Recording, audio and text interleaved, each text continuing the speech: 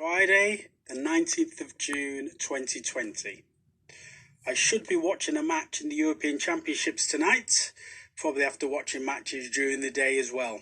But due to the coronavirus, a pandemic that has swept the world is a very different place. But now, the Premier League is on because of this pandemic. And that means I'm back doing my pod for the rest of the games in the Premier League. I hope you enjoyed my lockdown podcast if you managed to get a listen. But it's Friday the 19th of June. It's Manchester United back in action in the Premier League. Tottenham Hotspur is the game tonight, and hopefully I'll be hoping I've got a little bit of an app to watch the games on my phone, so I won't be in the pub, although they're all shot anyway. But so hopefully I'll be able to give sort of insight during, obviously before the game, and then during the game, and then after the game as well of the match. I mean, the team news is out for Manchester United. Obviously now it's 9 subs, so you've got quite a packed bench, but he's gone with standard in goal, Big Dave. Back four of Wan-Bissaka and Luke Shaw as the fullbacks, Harry Maguire and Victor Lindelof as the centre-backs. Midfield, obviously these were the questions. I mean, Paul Pogba is now available. He can't claim that he's injured anymore. Sorry, you can't do that, Paul. You have to actually get on the pitch. He doesn't start this game, which isn't too much of a surprise. I think, obviously, Bruno Fernandes has to start. He's obviously got more fitness because he's played more games this season than Pogba has. But I wouldn't have started both of them in this game anyway. So he's gone with Bruno Fernandes as sort of the forward-thinking player with Fred and McTominay in there. I mean, I think if Pogba had started, I think the best person in midfield is your three probably would be Matic, because if you've got Pogba and Fernandes, that's a proper full-on attacking. But obviously the option is for Pogba to come on during the game. So that's Fred, McTominay and Fernandes as a midfield three. And then up front, we've got Marcus Rashford on the left, back from injury, Daniel James on the right, and then Anthony Martial through the middle. So that's the first starting 11 for Ole Gunnar Solskjaer. And I mean, on Ole, I mean, the thing is, as I mentioned in the previous pod, it can't really be sacked after this. I mean, the situation in the world is very different, and there have to be allowances. But I think what this last few games will give us, or will show us, is if he actually has a plan for Manchester United. Because essentially, he's sort of got two chances, hasn't he? If he gets top four, which is the thing, unfortunately. I know Pottle, curator of this pod, doesn't like that sort of talk, but if they get top four, then after that's the Europa League. They go into that with a bit less pressure just to try and win the trophy. Obviously, they're still in the FA Cup as well. But what we want to see from Ole, and it is like the season start again, he's got a new start to the season. How is he going to begin? And he'll have 9 matches, I think it is, in the Premier League. Obviously, we get games in the Cup, at least one. Obviously, Ollie will hope he has 3 games in the Cup to deal with, because it means that they at least get to the final. So it'll be very interesting to see, because I think one thing we could easily question about this season is his tactical nous at times, especially in matches where United have got to be in the ascendancy. And, I mean, people will say if we'd have played Spurs beforehand when we were playing well, then, we probably would have beaten them because they were in a bad trot. No Harry Kane, no Bergwijn and no Son, I think, in those games. But those games worry me anyway, when the team's got hardly any of their players. But at the end of the day, that's football. You have to deal with what's put in front of you. Let's be perfectly honest. We beat Chelsea 2-0 at Stamford Bridge. We didn't deserve to win 2-0. We got the result, but if that game had been refed properly, I don't think Manchester United would have won that game, and maybe we would have got a draw out of it. And then, you're still a further distance behind Chelsea. So little things can drop your way. Yes, they were in a really good run of form, but now you have to start again. You have to get out there and you have to perform under pressure. And that's the thing, performing under pressure now. United are under pressure. There's lots of sort of question marks around the financial side of the club, generally anyway. But obviously with this COVID-19, they're not going to be getting money in from the crowds. They've done superbly outside of lockdown. They've paid the staff for the rest of the season. Obviously, we've seen what Marcus Rashford has done. And let's be perfectly honest, Marcus Rashford, essentially, I mean, Harry Maguire's the captain, but Marcus Rashford probably has to be the next Manchester United captain if he is at Manchester United, because the point is this: Manchester United need to be playing in the Champions League. They need to be challenging for titles, and he needs to start sort of not this season, but trying to get into the Champions League for next season.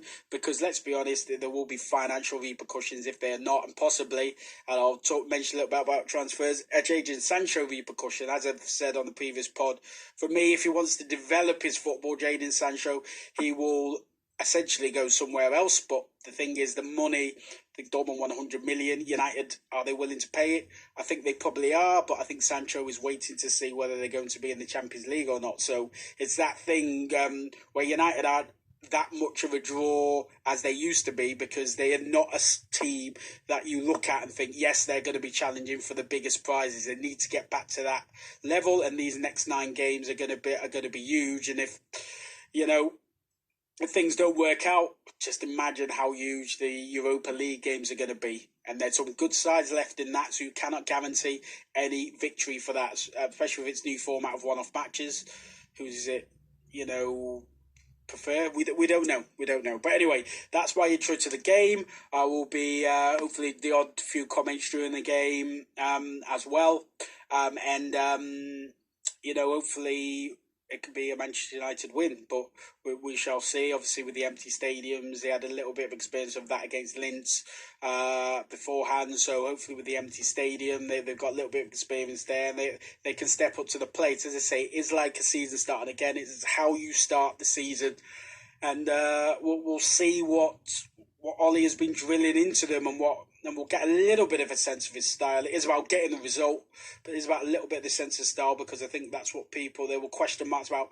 What is Ole Gunnar Solskjaer's Manchester United? He's got 9 matches now to show us what that Manchester United is. He's had a long period with the players. He's got players back. So we shall see. And on we go. So I'll catch up with you during the game. Kick off, and the most worrying thing is John Moss is the referee. I'd say this is what happens when football's not on for so long. I don't do my due diligence. Let's just hope he doesn't do what he normally does.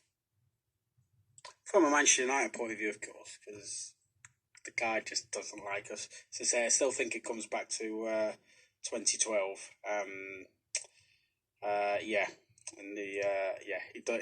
He doesn't like Manchester United. My opinion, of course. Now dial.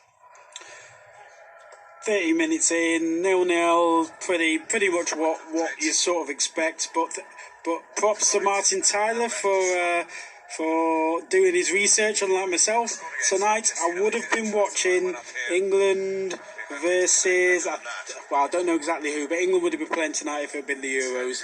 So, next year maybe. But anyway, more on the game later on. Halfway through the first half, it's 0-0.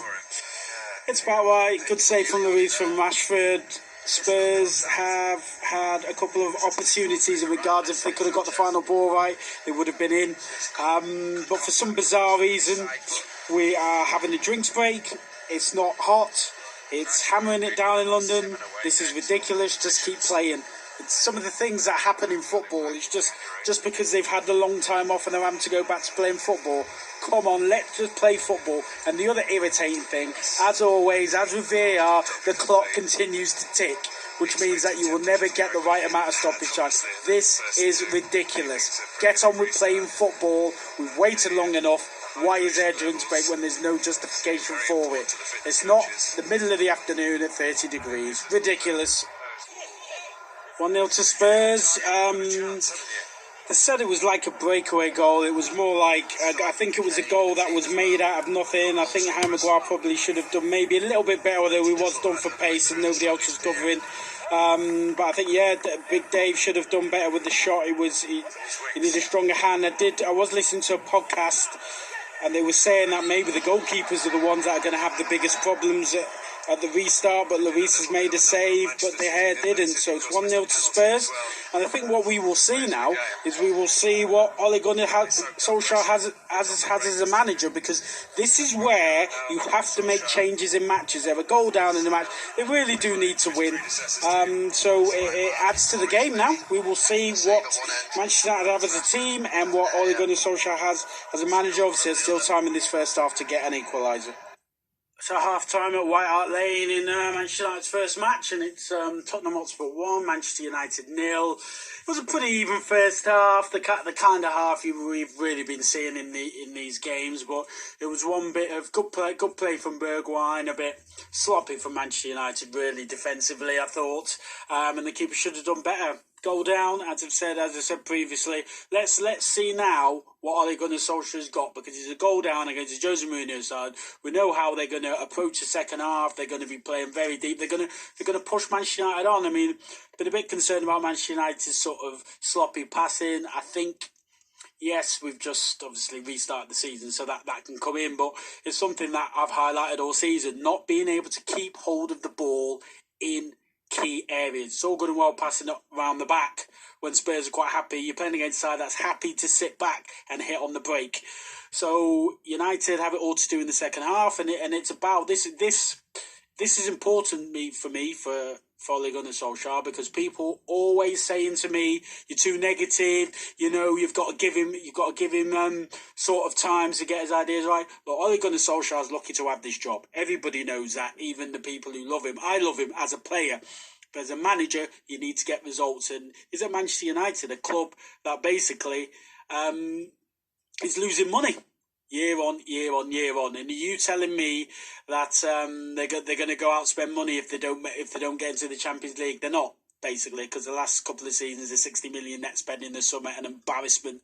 But it's because they're money savers. And, you know, as I say, they've done the right thing out of with the lockdown, with the staff and the way they've run the club. But once the football starts, they need to perform, because you don't get anything in football for being a good club off the pitch. That's not where Manchester United want to be. Let's be perfectly honest. So we will see that. Actually, just showing the goal now on the replay, and the first thing is it's a poor header really from Luke Shaw. I'm not sure it's either Rashford or Martial, I think, who doesn't really make that good a challenge. I think it's Rashford when the header's made. It didn't really make that good a challenge. So that's when the ball gets to Bergwijn, and then Fred was sort of, I mean, you could argue he's out of position. It probably wasn't. It was just not, as I say, sloppy for Manchester United, and they've been punished. So now what they've got to do is step up to the plate, and we will see what they're capable of. As I say, 5 subs, little players such as Pogba on the bench, but is Pogba the kind of player that can come on and change a game? We shall see. I mean, he'll obviously get some games, but we need to see what can be done from the team in the second half. Roy Keane's not happy, I tell you. Second half on the way, no changes as we stand. Not for the first time tonight. Poor play from Daniel James in terms of keeping possession. As I say, he's not the only one, but it was a poor pass, allowed Tottenham to break in it again. This is Tottenham's manner, or under Jose Mourinho, this is Tottenham's manner from heaven, the way the game with being a goal up. They had a chance to break, just couldn't get the final ball right. United have to be so much better in possession, especially in the forward positions. It's been the same all season, and it's continuing now. I just want to make the point about Martial. He's not really been in the game at all, and he'd get criticised for that, because he's, he can be lazy, but he can look lazy. But Harry Kane's not been in the game at all, but he would never get the same criticism. No supply whatsoever from this Manchester United side. They've got the second half to get him into the game, because you know he is dangerous. Why, when Aaron Wan-Bissaka has opportunity to just whip the ball in, he doesn't whip it in? That's either him not doing as he's told, or he's been told not to do it. Get the ball in! So just over an hour gone now, some substitutions. Greenwood coming on and Pogba coming on. United have kicked off quite quickly, although now it's a foul, so I think the subs will be made now. I mean, there's not really been that much between the sides. I think Spurs is just... it's just protection and use of the ball when they've been moving forward. It's been so much better than Manchester United. United got themselves into positions. Yes, United are attacking more and Spurs are defending or sitting back more. But at the end of the day, you knew that from the start of the game. We knew what the tactic was always going to be from Jose Mourinho. So this should be known already. Pogba's on, Greenwood's on, Fred is off, and Daniel James, not surprised, he's not had the greatest games, but he doesn't play well in matches when teams sit back, and he is a young player, and he will learn how to do better with that. But he's gone through it a little bit with obviously Pogba, McTominay, and Fernandes on. It'll be interesting to see how Pogba goes, to be honest. He's not played for a long time. And I think he's only started 2 games. He's only started a couple of games. There's a chance this is live. Here we go, Pogba fish. Shoot, straight off, but no. But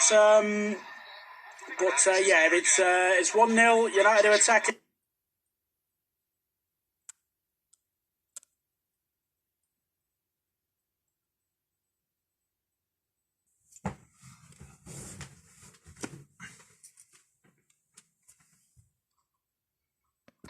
But yeah, it's 1-0. United are attacking. It's with Greenwood on the right.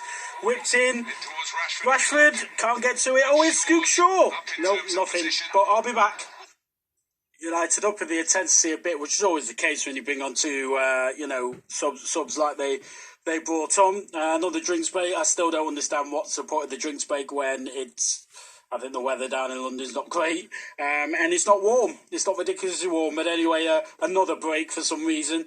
Yeah, United up in the ascendancy, but I still look at the game, and obviously it's like starting the season again. But you have to be on it. And I mean, Spurs have got Davinson Sanchez and Eric Dyer as their centre backs. And it's only taken till now for United to actually start pushing forward on top of them to try and make more opportunities.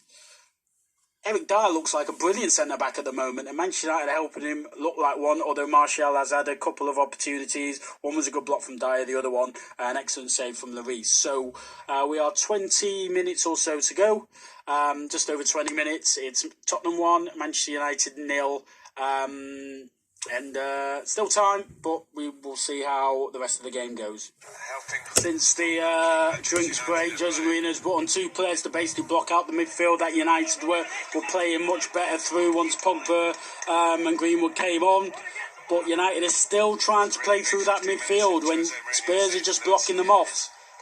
They need to have alternatives or a different way of playing as well, because at the moment Spurs are quite happy to shut this down.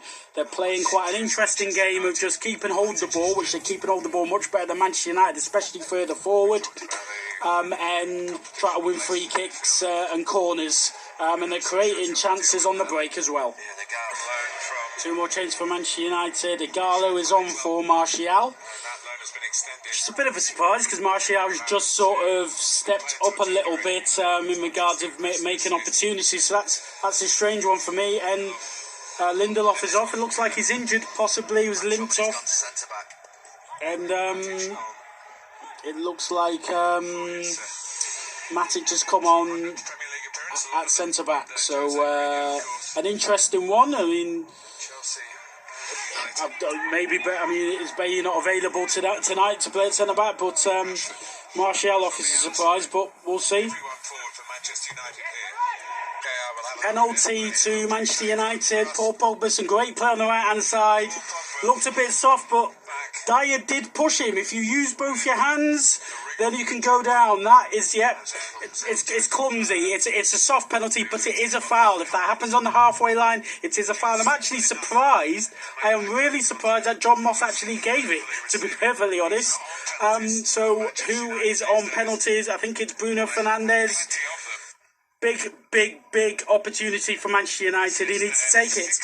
It's 1-0 to Spurs. I'll be back after the penalty is taken because I'm running out of time. And it's getting bigger and bigger. This pod, I've talked too much, unsurprisingly. Goal, penalty. Bruno Fernandes sends Lloris the wrong way. There is 10 minutes to go here. It was brilliant play from Pogba. This is what he can do.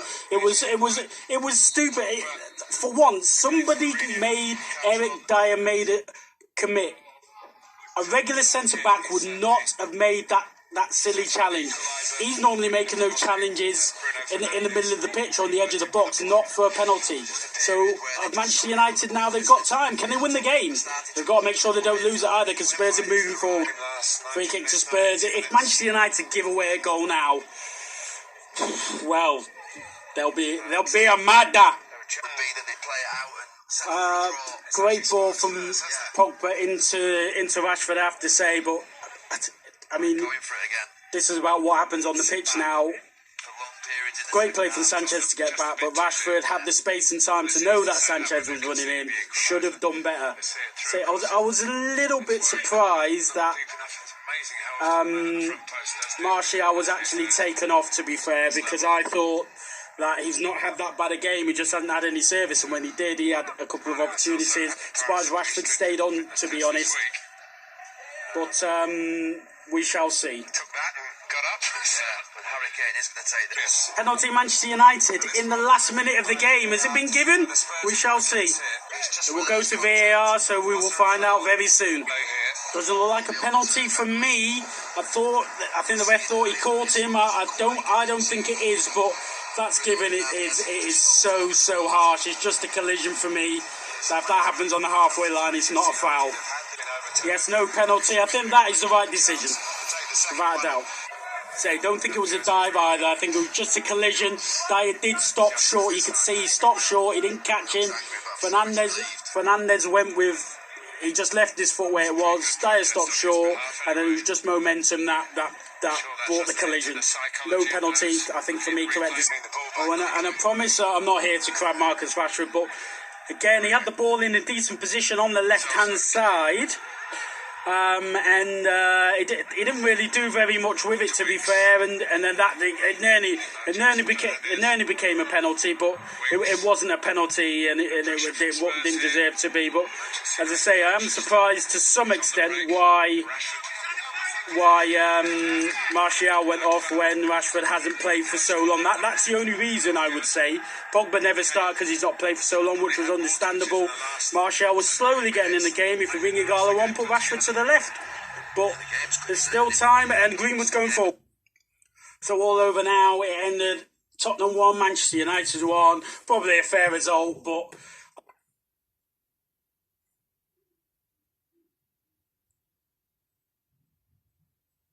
I don't think it helps either club, and it is what it is. I think two sides that probably to some extent cancelled each other out, but the real, as I say, I'm talking from the Manchester United point of view. Manchester United need to go out and win that and put down a marker. I think the goal they gave away was a sloppy goal. The goal that they got was just some brilliant play, was brilliant individual play from Paul Pogba, pressurising.